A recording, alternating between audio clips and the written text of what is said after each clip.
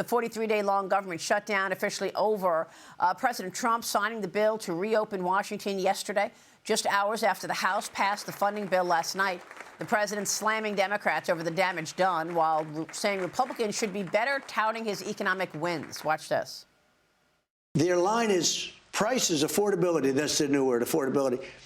It's much less expensive under Trump. And I haven't been here long. 9 months is not a long time. But look at what I've done to energy. Look at the price of gasoline. Going from $4.50 to $2.50 or $2.70, it's going to be $2 gasoline. People want affordable. Well, the economy is my thing, and we have the greatest economy in history. Are Republicans not selling it enough? Yes, the Republicans don't talk about it. So they need to do a better job on Capitol Hill of the Democrats give false talk, and the Republicans, and I say it all the time, Republicans have to talk about the fact that prices are down. Joining me now is White House Senior Counselor for Trade and Manufacturing, Peter Navarro. Peter, great to see you. Thank you so much for being here. Maria. And I want to kick it off with this government shutdown and the reopening here, because you had 6 House Democrats and 8 Senate Democrats vote with Republicans this finally, after 43 days, to reopen government.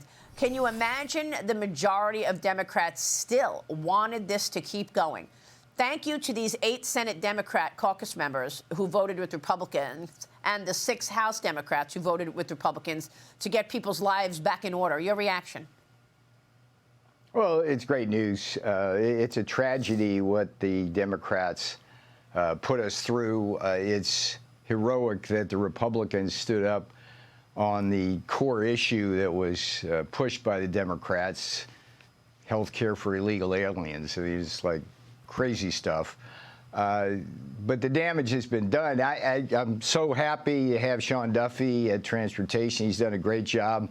The fact that the airports are going to flow quickly now means that all those folks wanted to get out of Florida, to get out of New York to head to Florida will have their route go easy. But Maria, what struck me about what President Trump said, it's amazing how he's always on the pulse of America. But the president understands the pain that Americans are going through now with inflation. It is unfortunate that Republicans aren't focusing like a laser beam on the economy, particularly on inflation. The cautionary tale here, Maria, is the 1982 midterm elections. Reagan came in, beautifully broke the back of inflation, but because of what the president describes as lags in the ability to inflate, for the inflation to go down,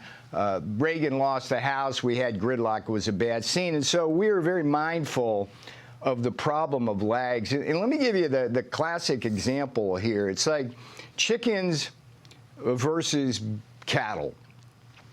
We had an enormous egg and chicken crisis when we came in because of the great chicken slaughter by the Biden regime and other things like the Green War, which resulted in higher fertilizer, all of that, okay? Yeah. And we were able to solve that very, very quickly because the chicken cycle from egg to supermarket is 6 months, right? Yeah. But if you look at beef, the problem we're facing now is that's a 2.5 to 3 year cycle. So we're doing all sorts of great stuff to address the cattle and beef price crisis, but there's going to be lags. And what we have to do is explain really carefully about this Democrat con job. And let's be clear what it is. They want to blame Donald Trump for what is Biden legacy inflation.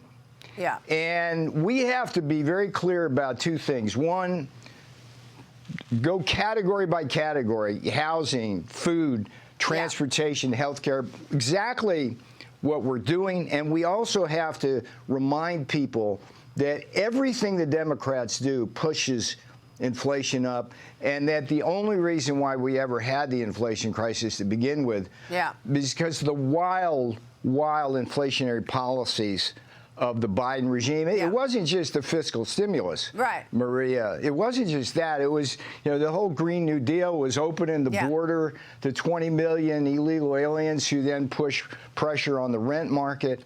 So we've got to make that case. And I'm telling you, between now and the midterms, this is all we need to talk about and should talk about. Well, and if we lose the House in 2026, we will see a replay of the first Trump term where Pelosi came in, and all we'll get is gratuitous subpoenas and nothing.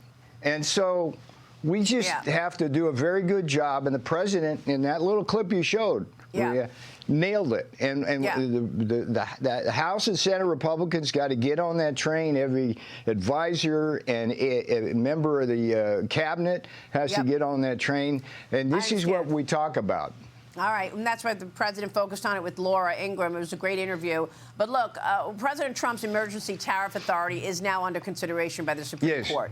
After last week's hearing, and I spoke with the president about it last month. I asked him specifically what happens should the decision not go his way. Here's what the president said. Watch. What is your backup plan should the Supreme Court decision go against you on the tariffs and the emergency? Well, I'll have to figure something out. I don't want to even think about it. We're doing so well to think about it. If that happened, we'd have to pay back money. So if anything would happen with that, that would mean they're allowed to use tariffs and we're not. If they took away, this is national security, if they took away tariffs, then they've taken away our national security. Peter, the Committee for Responsible Budget writes tariffs have become a significant source of revenue for the government, with $195 billion in customs duties in the fiscal year that just ended, 150% more than last year. Raising new revenue like tariffs is especially important given the fiscal situation. That's Maya McGuinness at the Committee for Responsible Budget. What is the plan? What's the backup plan should the SCOTUS go against the president? Well, let's talk about the oral arguments to begin with. I read very carefully those arguments, and I listened to the tape, and I'm very, very confident at this point that the Supreme Court has the full authority based on the law to approve the Trump tariffs. And there's a couple of issues there that are interesting. There is a tariff tax. That's kind of a big thing. And clearly, under the scope of IEEPA, the statute, it's not. So we win on that. And then the other big issue is whether tariffs are allowed under EPA, because they're not explicitly mentioned. But when you go through the law, the history dating back to the very founding of our republic, clearly President Trump any president should have the ability to use tariffs as a wide range of tools. I mean, there was the point made in the case that, wow, you can put an embargo on somebody, but you can't put a 1% tariff.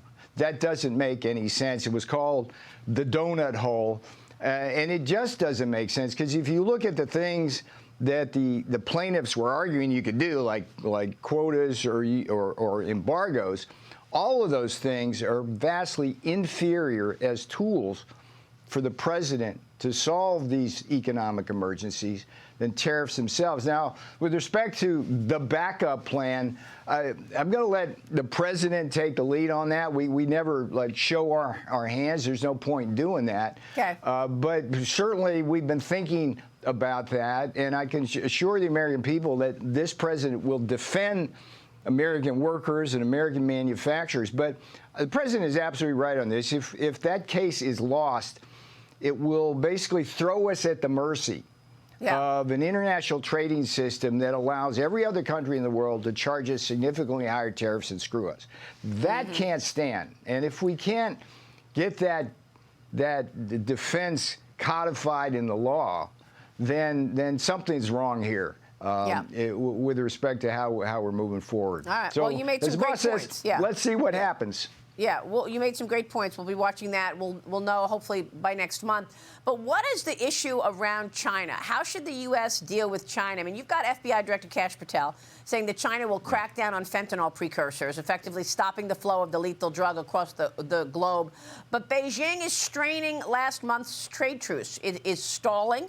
its promised purchases of 12 million tons of U.S. soybeans. The country also reportedly working to restrict the flow of rare earth minerals to any company with ties to the U.S. military.